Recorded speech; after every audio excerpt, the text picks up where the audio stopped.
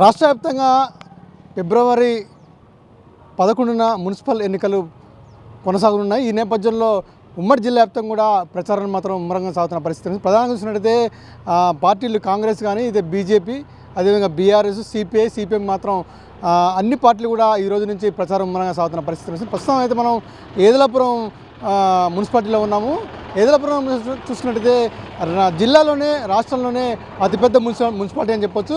దీనికి సంబంధించినట్టయితే దాదాపు 32 వార్డులు గాను ఇక్కడ ఎన్నికలు జరుగుతున్నాయి. ఏదైతే 12 గ్రామాలకు సంబంధించిన మొత్తం 12 గ్రామాలకు సంబంధించి మొత్తం పెద్ద మున్సిపాలిటీ అని చెప్పవచ్చు. ఉమ్మడి జిల్లా వ్యాప్తంగా చూసినట్టయితే ఏదలాపురం మున్సిపాలిటీ అని చాలా పెద్దదని చెప్పొచ్చు. ఈ నేపథ్యంలో మాత్రం ఇక్కడ మాత్రం ఎవరు గెలుస్తారనేది మాత్రం ఉత్కంఠ మాత్రం నెలకొని చెప్పవచ్చు. దాదాపు ఇక్కడ ఉన్న ప్రధాన పార్టీలు మొత్తం అన్ని ప్రచారంలో మాత్రం ముమ్మరంగా చేస్తున్న పరిస్థితి. ప్రధానంగా చూసినట్టయితే ఈ ఏదలాపురం మున్సిపాలిటీ సంబంధించిన ఇప్పుడు మంత్రి పొంగులేటి శ్రీనివాసరెడ్డి ఒక సవాల్గా మారని చెప్పవచ్చు. ఎందుకంటే గత కొన్ని రోజుల నుంచి కూడా కాంగ్రెస్ అధికారంలో నేపథ్యంలో మాత్రం కాంగ్రెస్ గెలిపించేందుకు కూడా ఇటు రాజకీయ పార్టీలు మాత్రం ఎత్తుగడలు వేస్తున్న పరిస్థితి. ఈ నేపథ్యంలో మాత్రం ఇటు బీఆర్ఎస్ గెలుస్తుందా ఇటు కాంగ్రెస్ గెలుస్తుందా అని మాత్రం ఇక్కడ ఒక ఉత్కంఠ లేవని చెప్పవచ్చు. ప్రధానంగా అయితే ఏదలాపురం మున్సిపాలిటీ చూసినట్లయితే సిపిఐకి ఒక అడ్డాగా అని చెప్పవచ్చు. ఎక్కడ చూసినా సరే ఈ సిపిఐ కంచుకోట గెలుస్తుందని చెప్పి కూడా ఇక్కడ ఏదైతే గ్రామస్తులు మాత్రం చెప్తున్న పరిస్థితి. ఈ నేపథ్యంలో మాత్రం అసలు ఏదలాపురం మున్సిపాలిటీలో ఎవరు గెలుస్తున్నారని మాత్రం మనం వేచి చూడాల్సిన పరిస్థితి. ప్రస్తుతం అయితే మనం ఏదలాపురం మున్సిపాలిటీలో అసలు ఏదలాపురంలో ఏది గెలుస్తుందని చెప్పి ప్రస్తుతం అంతా గ్రామస్తున్నారు. అసలు ఎవరు గెలుస్తున్నారని మాత్రం అడిగి చూద్దాం. దండి సురేష్ గారు వాళ్ళు కలిసి ఎందుకని ఆయనకు అభిమానం జనం మొత్తం లేబర్ కూడా సిపిఐ కాంగ్రెస్ సిపిఐ రెండు ఒకటి బీఆర్ఎస్ గెలవదా? గెలవదు. అదే బీఆర్ఎస్ ఏం చేస్తాడు కేసీఆర్ అంటే బీఆర్ఎస్ ఒకటే కదా. ఒక్క ఇల్లు కూడా ఇవ్వలేడ 10 ఏళ్ళు చేసిండే కానీ ఒక్క ఇల్లు కూడా ఇవ్వాలి మా కొండ ఇక్కడ మొన్న కాంగ్రెస్కి వచ్చింది కాబట్టి మొత్తం 30-40 ఇల్లు ఇచ్చారు ఇక్కడ. ఇప్పుడు చేస్తుండ్రు కదా సురేష్ గారు నిలబడ్డాడు. సురేష్ గారు వాళ్ళంతా ఒకటే కదా, చేస్తారు మంచి పనులు చేస్తారు. సురేష్ గారు మున్సిపల్ ఎలక్షన్లో సిపిఐ తప్ప ఏది గెలవదు. సిపిఐ అది పుట్టుపూర్వం లాగ్ కట్టుకున్న కానీ కూడా పుట్టుపూర్వం సిపిఐ పార్టీ. లేదు, బీఆర్ఎస్ లేదు, కాంగ్రెస్ లేదు, సిపిఎం కూడా లేదు. ఇప్పుడు రెండు ఒకటే అండి, సిపిఎం కాంగ్రెస్ ఒకటి. అంటే మళ్ళీ పొత్తు లేదంటారు. మళ్ళీ ఏడుకొచ్చి ఒక మాట్లాడతారు కానీ పొత్తు అనుకోరు కానీ పొత్తు లేదు. ఓన్లీ ఒక్క కమ్యూనిస్ట్ పార్టీ మాత్రం సింగిల్గా చేస్తుంది సిపిఐ పార్టీ. అది తప్ప ఏడ గెలిచే మగవాడు ఎవరు లేడు. ఏదలాపురం 7 నియోజకవర్గాలు 7 నియోజకవర్గాలు కూడా ఖచ్చితంగా 7 నియోజకవర్గాలు కూడా డీల్ చేసి చూపెడతారు. పొంగిలేటి వాళ్ళు కూడా కాదండి. అదేంటంటే అప్పుడు పొత్తులో ఉన్నాం చేయబట్టి సిపిఐ కాంగ్రెస్ పొత్తులో ఉన్నాం చేయబట్టి పొంగిలేటి వాళ్ళు ఎన్నో ఇప్పుడు సింగిల్గా చేస్తున్నాం. సింగిల్గా చేసినప్పుడు ఏం చేస్తామంటే మా పార్టీ మా బలం ఏంటో మేము కూడా చూపించుకోవాలి. కొత్త మున్సిపాలిటీకి వచ్చినాకనే ఇప్పుడు సింగిల్గా ఏర్పడ్డాం కానీ ఇప్పుడు సిపిఎం వేరే చేస్తారు, మేము వేరే చేస్తున్నాం, సిపిఐ పార్టీ వేరే చేస్తున్నాం. సరే, నేను వాస్తవం ఏంటంటే గవర్నమెంట్లో చేస్తున్నా, నేను అందరూ సపోర్ట్ చేయాలి, తప్పదు. కానీ ఈ ఊరు పరిస్థితి సిపిఐ తప్ప ఏది గలవు. సిపిఐ అండి అభ్యర్థి సురేష్ గారు ఎట్ట పెట్టినా కొంగన పెట్టినా గెలుతుంది. ఆయన ఎవరిని పెట్టినా ఖచ్చితంగా అలా మాకేం సమస్యలు అంటే వాస్తవంగా ఏంటంటే సురేష్ గారు వేసిన కాలువలే, సురేష్ గారు వేసిన రోడ్లే, ఈ పొంగిలేటి శ్రీనారాయణ వచ్చినాక కూడా ఆయన మా ఊరికి ఏం చేసింది ఏం లేదు. కందాల ఉపేంద్ర గారు వేసిండు ఈ రోడ్డు. ఈ అంబేద్కర్ బొమ్మ కాడ నుంచి అంబేద్కర్ ఓపెనింగ్ కాడ నుంచి కూడా కందాల ఉపేంద్ర గారు వేసి ఊళ్ళోకి వచ్చింది. ఆయన ఏం చేయలేము మాకు. మున్సిపాలిటీ జరుగుతున్నాయి, ఎవరు గెలుస్తారు? సిపిఎం గెలిచింది. సుదర్శన్ రెడ్డి భార్య ఆయమ్మ గారు ఆమె గెలిచింది ఖచ్చితంగా. కాంగ్రెస్ గెలదా? గెలదు. ఎందుకని? వాళ్ళు పని చేయాలి, పని చేసేది వాళ్ళు, పని చేసిన వాళ్ళు గెలిపిస్తారండి ప్రజలు. బీఆర్ఎస్ పని చేయలేదా? ఇద్దరు చేసింది కానీ ఇప్పుడు చేయలేదు. ఏం చేయలేదా? ఆయన చేసిండు, కొంత చేసిండు, ఆయన కూడా చేసిండు కానీ అంత ఊపి లేదు జనం. అధికార పార్టీ ఉంటేనే పనులు అయితే కదా. ఆయన కరెక్ట్ కానీ ఆయనకి వెళ్తాడు, ఆయన ఊళ్ళో పని చేసిండు కాబట్టి ఆయనకి వెళ్తాడు. ఎవరైనా? సుదర్శన్ రెడ్డి ఆమె గెలిచింది. మీ ఊళ్ళో ఏం సమస్యలు లేవా? ఉన్న కొద్ది గొప్ప చిన్న పనులే ఉన్నాయి. సౌటి కాలువలు అవి ఉన్నాయి, కట్టుబడి కట్టాయి, కూలిపోయినాయి, ఎదురు కట్టినాయి, అవన్నీ తర్వాత చేస్తారు వాళ్ళు. మరి ఇప్పుడు ఈయన గెలిపిస్తే పనులు అయితే మరి సూపర్ చేస్తారు సుదర్శన్ రెడ్డి పనులు. ఎందుకు అంత నమ్మకం ఎందుకని? అంత నమ్మకం అంటే ప్రజలు వాళ్ళకి జబ్బు వచ్చినా కూడా హాస్పిటల్ పోయి ఎప్పుడు ఏ టైం ఫోన్ చేసి ఊరికొచ్చి తీసుకుపోయి హాస్పిటల్ బాగా చేపిస్తాడు ఆయన. అంత నమ్మకం అది మాకు చేసిండు. భూములు వాళ్ళకి ఏ సమస్యలోనూ ఆయన వచ్చి తీరుతాడు. పోలీస్ స్టేషన్ పోతాడు, కోర్టు పోతాడు, అన్నీ చేసుకొని వస్తాడు ఆయన. ఆయన రెయ్యంబాబులు పని చేస్తాడు, ప్రజల పని ఆయన రెండో పని లేదు ఆయనకి. ఆయన ఆస్తులు కూడా కోళ్ళకి ఇచ్చి పార్టీ మీద తీరుతాడు, అట్లా ప్రజల మీద తీరుతాడు. బోరడి హైమాబాద్ గారికి వెళ్తుంది అభివృద్ధి, వాళ్ళు చేసిన కార్యక్రమాలు. వాళ్ళు ఇక్కడ గెలవకపోయినా ప్రజలకు సేవ చేస్తారు బాగా.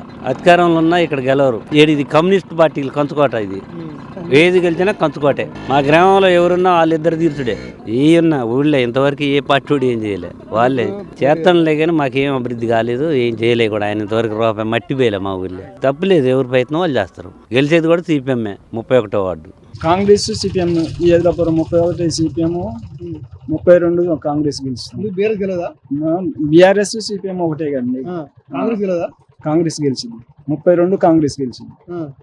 సిపిఎం బీఆర్ఎస్ కలిసి 31. అది సుదర్శన్ రెడ్డి గారు సత్యనారాయణ గెలిచింది. ఇక్కడ ఎంపటి సురేష్ గారు వెళ్తారు కాంగ్రెస్. మొత్తం 32 వార్డులు ఎవరు ఎక్కువ గెలుస్తారు? కాంగ్రెస్ గెలుస్తారు.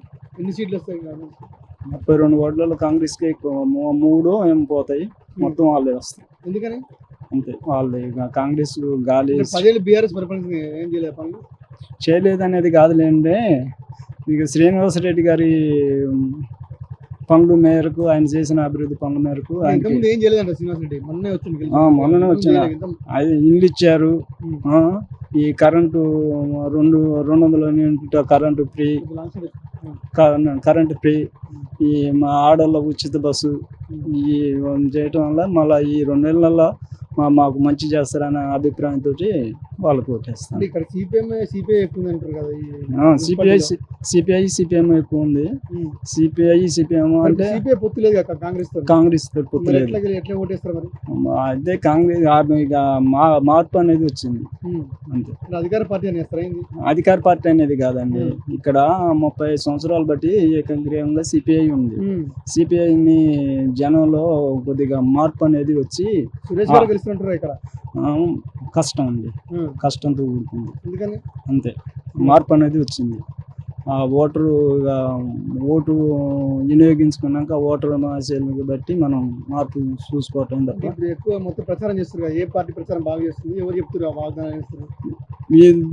ముగ్గురు సిపిఎం, సిపిఐ, కాంగ్రెస్ ముగ్గురు వీళ్ళు మొత్తం బీఆర్ఎస్ వాళ్ళు మొత్తం ప్రచారం మాత్రం ముక్కముడుగా ఉంది. వీళ్ళందరి మీద కాంగ్రెస్ వాళ్ళది మెజారిటీ ప్రచారం ఎక్కువ ఉంది.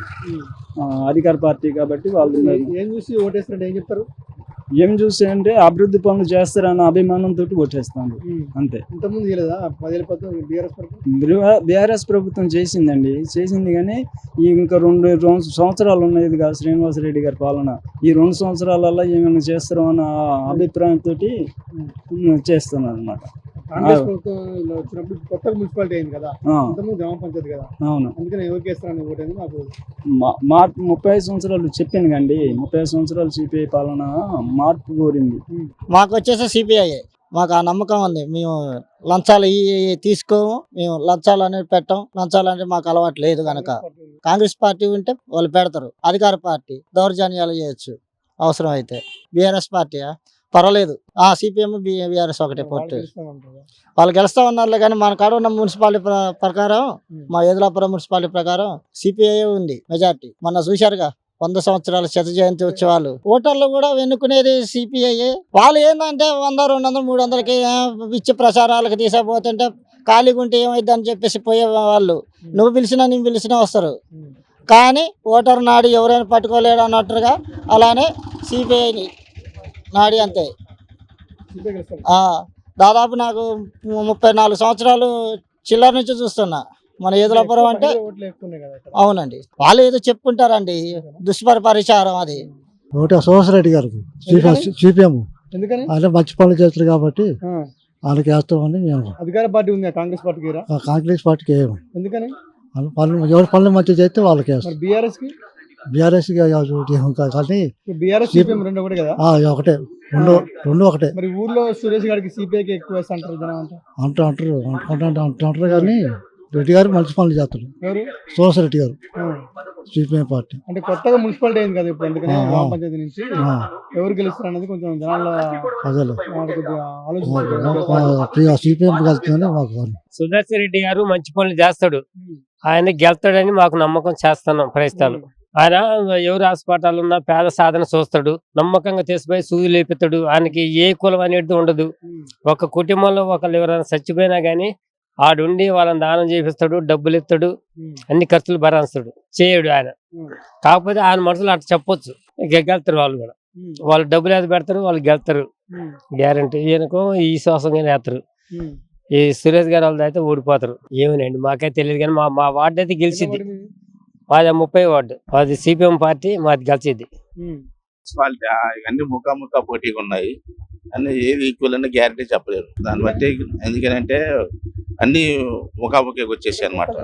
అయితే ఎక్కువ శాతం అయితే సిపిఐకి అవకాశాలు ఉన్నాయి. ఇప్పటి నుంచి ఇవన్నీ గెలుచుకుంటూ వస్తాం చేయబట్టి దానికి అవకాశాలు ఉన్నాయని చెప్పేసి విడివిడిగా పోటీ చేయడానికి అభివృద్ధిగా చేసింది అయితే సురేష్ గారు. దానివల్ల ఇది చేసుకుని ఉంటాం. కాకపోతే ఏంటంటే ఇప్పుడు పార్టీ అధికారం ఉన్నది కాబట్టి అదే ఇది అనేది చెప్పలేని పరిస్థితి. అభివృద్ధి బాగా చేశారు. అధికార పార్టీ వస్తే చేతనే సంగతి మరి ఇప్పుడు తర్వాత విషయం. ఇప్పుడైతే ప్రస్తుతానికి అయితే ఆయన చేసిన అభివృద్ధిని బట్టి అయితే ఓట్లేయడానికి సిద్ధాంతం.